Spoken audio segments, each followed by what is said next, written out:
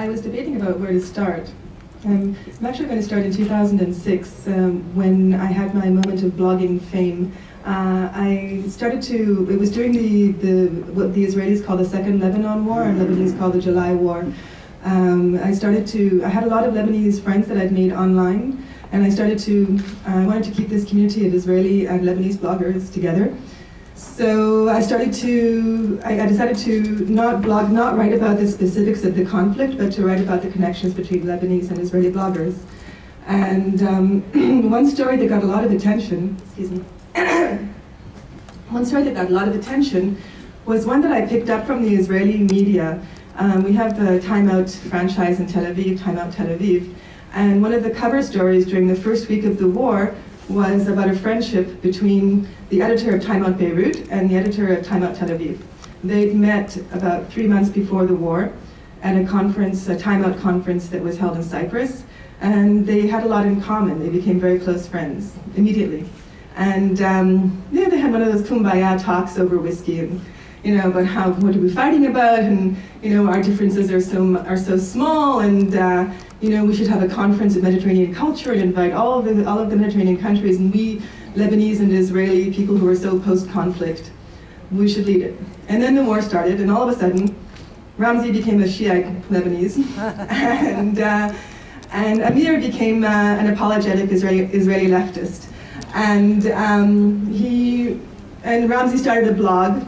It was a very angry blog he was in Beirut during the Israeli bombardment.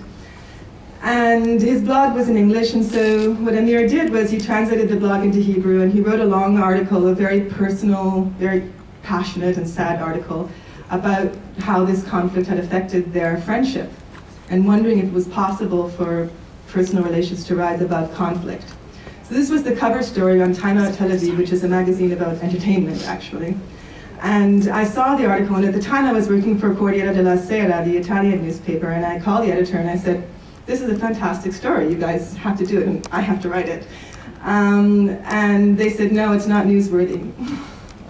So we had an agreement. At first they said it was not newsworthy, and then they said, "Let us think about it for a few days." So I said, "Okay, think about it and get back to me, but I think it's a very time-sensitive story, so don't think too much, I gave them 5 days. They didn't even get back to me, so I blogged it on my personal blog. And all of a sudden, Amir and Ramzi were celebrities. Everyone was writing about them. Amir called me, the editor of Time Out Tel Aviv, and he said, "Alphabet Soup is calling me. CNN, ABC, NBC, CBS, CBC, they all want to interview me." So what happened was that the mainstream media were looking at bloggers for stories. And that was, for me, the interesting development that came out of the 2006 war, that the story about the connection between Israeli bloggers and Lebanese bloggers, which went on throughout the war in real time, uncensored. I called it the most blogged war, and this was an expression that got picked up a lot. This actually became a story in the media. So the new media, the social media, created the mainstream media story. And I thought that was going to be a revolution, but it wasn't, actually. I think editors have a very, very hard time dealing with the new media in general. We're in a transition period right now, and there's no revenue model for conventional media. Nobody can figure out how to make money from selling papers anymore. And so rather than trying to be creative and look for new revenue models and new ways of conveying information and new ways of new stories to tell, it seems that the conventional media is sticking to the old model because they don't quite get the new model, and they're maybe a little afraid of it. And that's the problem that continues today. 5 minutes?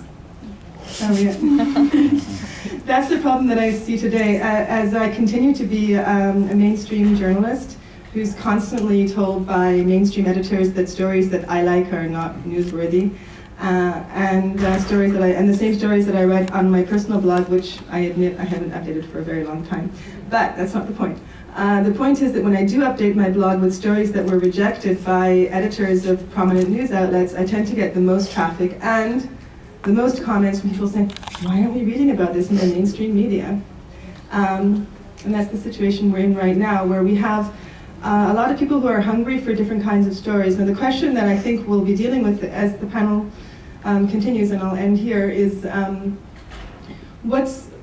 are the bloggers who are writing about these stories that are not reported in the mainstream media actually preaching to the choir? I mean, are the people who read blogs the ones who are hungry for a new vision, or are we actually reaching out to people who didn't want to know and never knew and changing minds? Is it possible to change minds? That's it. Thank you.